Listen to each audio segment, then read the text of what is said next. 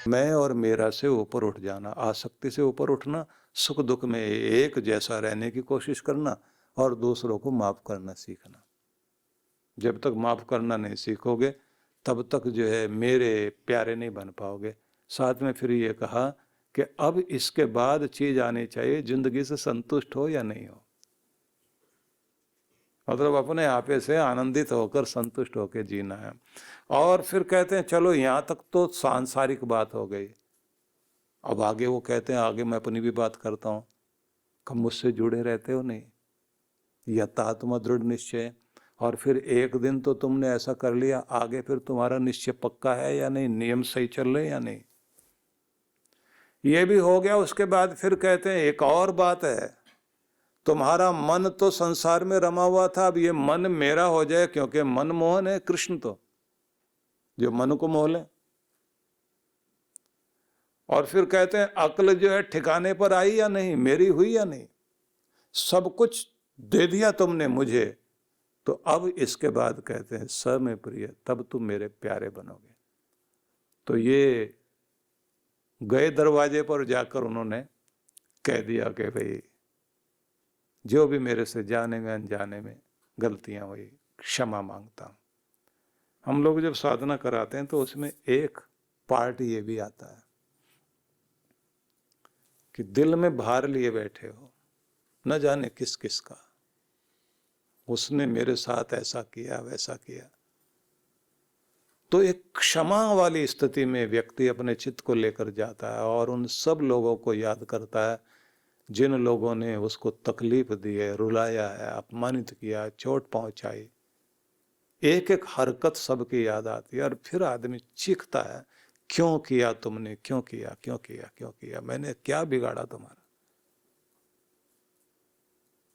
मैंने तो भला ही किया।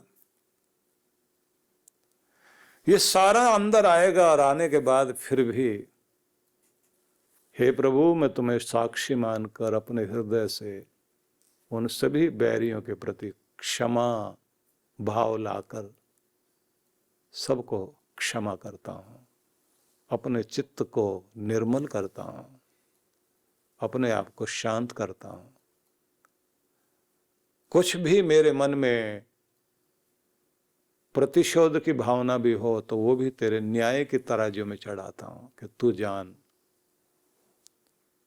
मैं अपनी तरफ से स्वच्छ हूं, निर्मल हूं, निर्भार हो गया। इतना अपने आप को शांत करना होता है।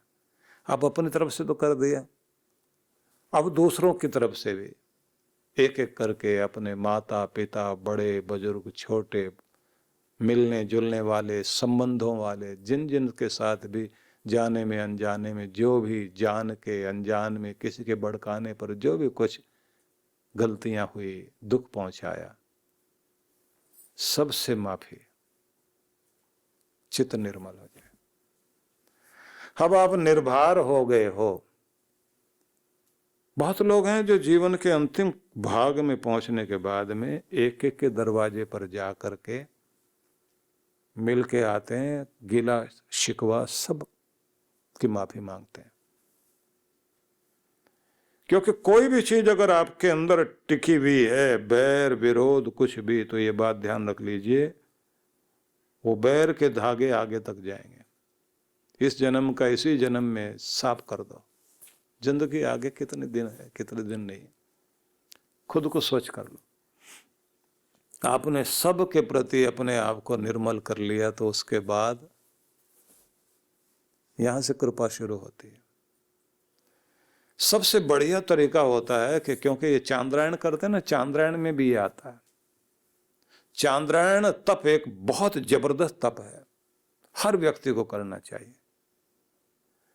उसमें भी क्षमा भाव आता है। तो इन्होंने जैसे जाकर के खड़े होके उनसे माफी मांगी और ये कहा कि मुझे माफ करिए। वो बोले क्या हो गया आपको? बोले यही तो मैं सोच रहा हूं, अब तक मुझे क्या हुआ था। और वो कहें आप ठीक तो हो? बोले अब तक तो नहीं था, अब ठीक हो रहा हूं।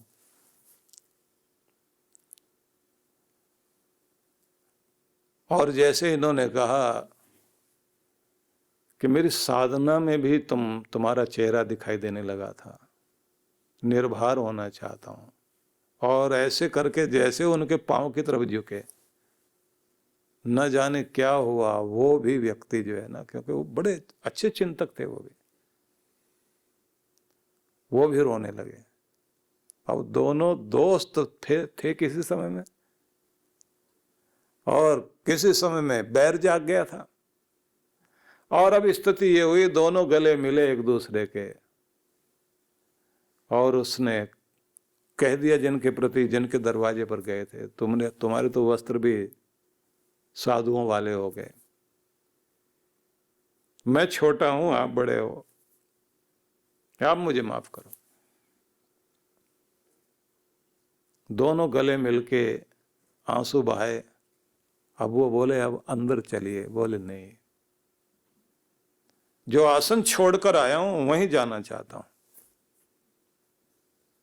क्योंकि मेरा भगवान मुझे द्वार से अंदर आने नहीं दे रहा था।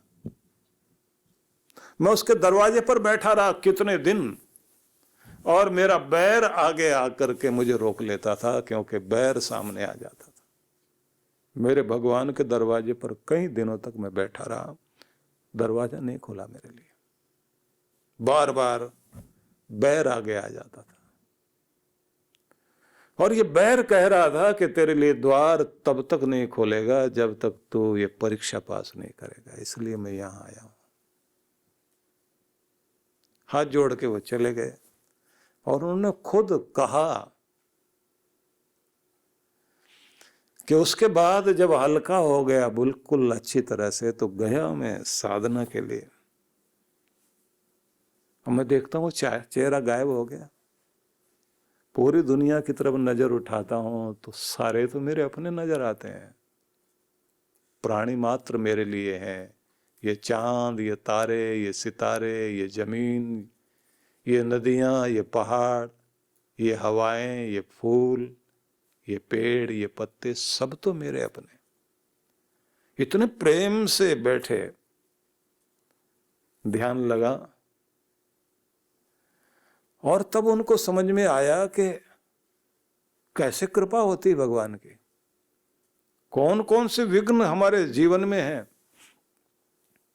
जब तक आपका बैर नहीं हटता, और कृष्ण आगे एक शब्द देते हैं मैत्र, तुम्हारा प्रेम मित्रता में जब तक नहीं बदलता, और जब तक दुखियों के प्रति करुणा नहीं जागती, और जब तक तुम्हारे अंदर का अहंकार नहीं गलता, और जब तक मैं ये, मैं वो, और मेरा ये यहां से नहीं हटते,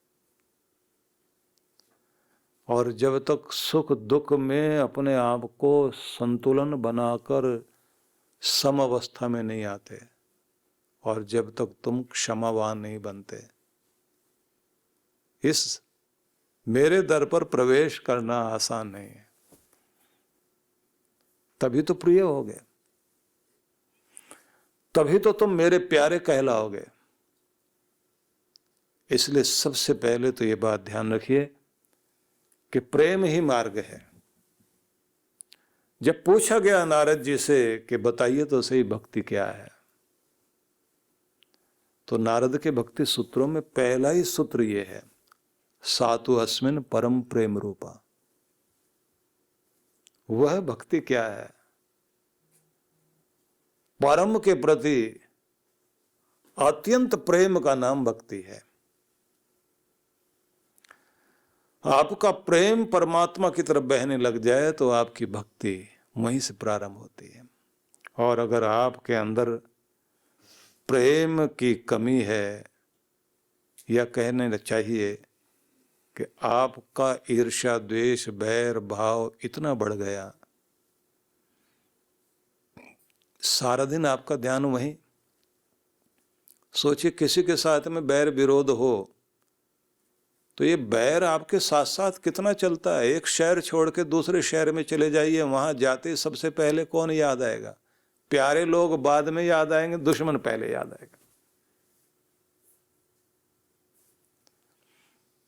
और ऐसे याद आएगा कि अमेरिका के आप न्यूयॉर्क में जाकर के मैनहट्टन में आप सेंट्रल पार्क में जाके खड़े हो जाओ, बड़ी सुंदर जगह है, प्रकृति का सुंदर स्थान। अमेरिका में पहुंच गए और वो भी न्यूयॉर्क में मैनहट्टन में पहुंच गए, सेंट्रल पार्क में जाके खड़े हो गए। अब उसके भी सेंटर में जाके खड़े हो गए। सारी दुनिया एंजॉय कर रही है, आपने करे आंखें बंद, आंखों के सामने क्या आया, बैरी, पहले ही पहुंच गया। हिमालय चले जाइए, केदारनाथ जाइए, बद्रीनाथ जाइए, सारी दुनिया याद आएगी, दुश्मन पहले याद आएगा। कृष्ण भगवान ने यहीं से शुरुआत की। पहली सीढ़ी यही है कि ये रोक के खड़ा हो जाएगा, तुम्हें जाने ही नहीं देगा आगे। एक तरफ मेरा भगवान है, एक तरफ दुनिया है। दुनिया में भी दो ही तरह के लोग हैं, मैं और मेरा। अब मैं मेरे में भी ये मेरा मित्र और ये मेरा शत्रु, ये मेरा प्रिय, ये मेरा अप्रिय, ये पसंद और ये नापसंद। इसका चेहरा देखना चाहता हूं और ये उजड़ के चला जाना चाहिए।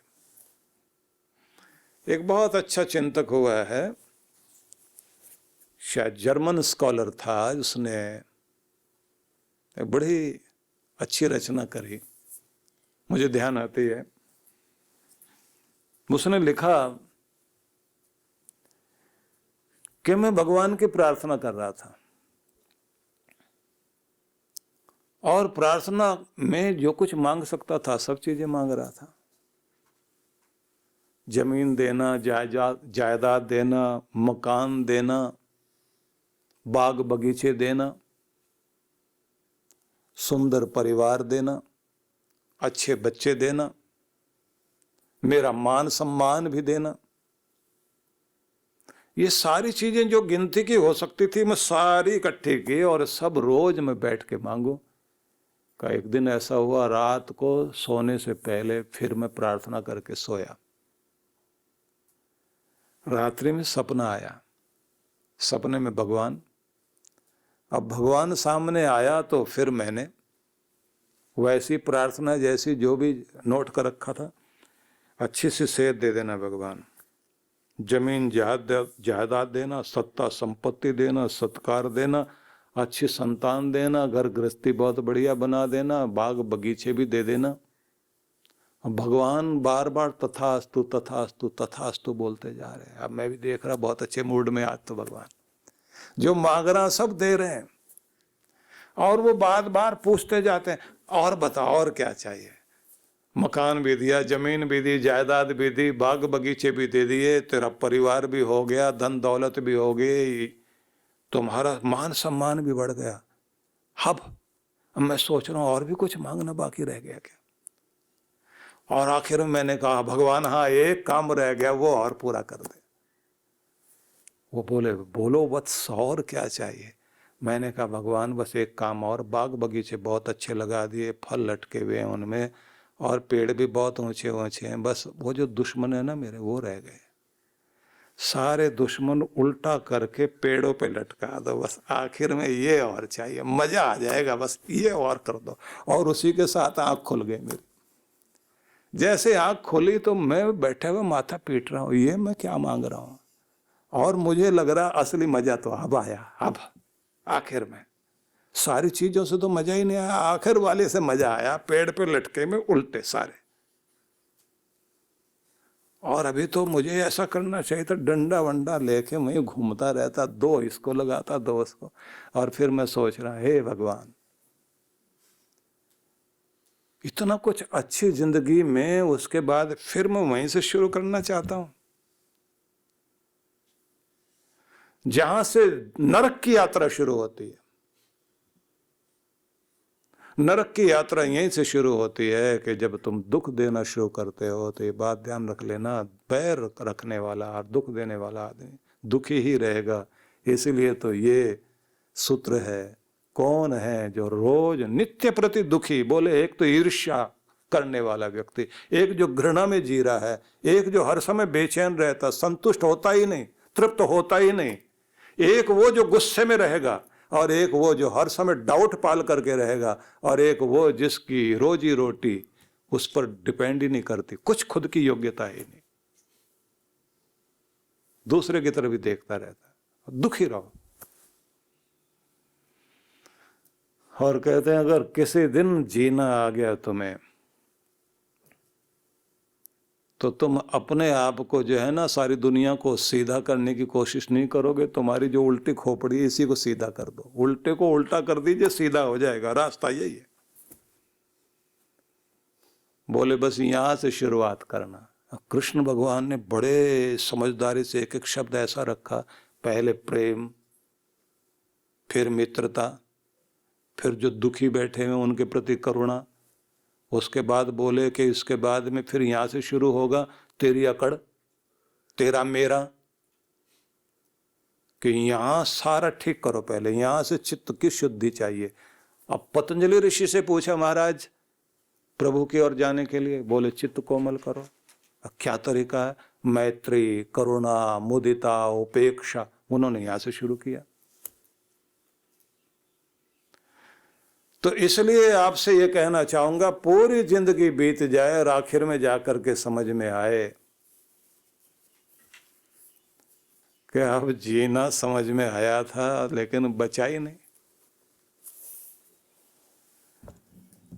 अच्छा हो जब समझ में आ जाए ना, वहीं से शुरुआत करो। सदगुरु श्री सुधांशु जी महाराज द्वारा मानव सेवा को समर्पित संस्था विश्व जागृति मिशन वर्ष 1991 से धर्म, समाज एवं मानवता की सेवा में संलग्न है। यह संस्था 90 मंडलों, सेवा केंद्रों के माध्यम से न केवल भारत अपितु देश के बाहर अनेक देशों में सेवा के कार्य कर रही है। संस्था की स्थापना से लेकर अब तक विगत 30 वर्षों में जहां लोगों को सन्मार्ग पर प्रेरित करने के उद्देश्य से गुरुवर ने 7000 से अधिक प्रवचन दिए हैं, वहीं देश के राज्य की राजधानियों व प्रमुख नगरों में लगभग 40 आश्रम, 25 मंदिर, सत्संग भवन व ध्यान साधना केंद्रों का निर्माण हुआ है। दिल्ली में करुणा सिंधु धर्मार्थ अस्पताल एवं फरीदाबाद के आरोग्य धाम अस्पताल में लाखों जरूरतमंद रोगियों का उपचार व ऑपरेशन किया गया है। अनाथ गरीब बच्चों के लिए सूरत में अनाथाश्रम, दिल्ली एवं कानपुर में गुरुकुल, फरीदाबाद में ज्ञानदीप विद्यालय, मुरादाबाद में सृजन प्राइमरी स्कूल, झारखंड के रुक्का खूंटी गांव में आदिवासी बच्चों के लिए 2 पब्लिक स्कूल समेत दिल्ली में उपदेशक महाविद्यालय भी बनाया गया है। इन शैक्षणिक संस्थाओं में लगभग 2500 बच्चों को शिक्षित व संस्कारित किया जाता है। दिल्ली के आनंदधाम आश्रम में जहां वृद्धाश्रम एवं वानप्रस्थ संचालित हैं, वहीं आश्रम की कामधेनु गौशाला में 125 गौओं की सेवा की जाती है। कामधेनु गौशाला की तरह ही देश के प्रमुख नगरों में 7 अन्य गौशालाएं भी संचालित हैं। साथ ही पूजा पाठ, यज्ञ अनुष्ठान से लोगों में धार्मिक भावना जागृत की जाती है। ओम अग्नये सप्तजिह्वाय स्वाहा, ओम अग्नये हव्यवाहनाय स्वाहा, ओम अग्नये शोधनजाताय स्वाहा। गरीब जरूरतमंद महिलाओं को सक्षम बनाने के लिए जहां कई तरह के प्रशिक्षण दिए जाते हैं, वहीं गरीब कन्याओं के विवाह में सहयोग भी किया जाता है। प्राकृतिक आपदा जैसे कि बाढ़, भूकंप, तूफान आदि में जहां मिशन द्वारा प्रधानमंत्री राहत कोष में सहयोग किया जाता है, वहीं जैसे वर्तमान में चल रही महामारी कोरोना संकट काल में जरूरतमंदों को भोजन, राशन किट व सांसों के संकट से जूझ रहे जरूरतमंद मरीजों को देश विदेश से मंगाकर ऑक्सीजन कंसंट्रेटर बांटे गए। मानव सेवा को ईश्वर भक्ति मानते हुए सेवा परमो धर्म के भाव से विश्व जागृति मिशन के सेवा कार्य निरंतर जारी हैं। आइए मिशन की सेवा पथ पर बढ़ते कदमों में कदम से कदम मिलाकर चलें और मानवता की सेवा में दान सहयोग कर पुण्य के भागीदार बनें।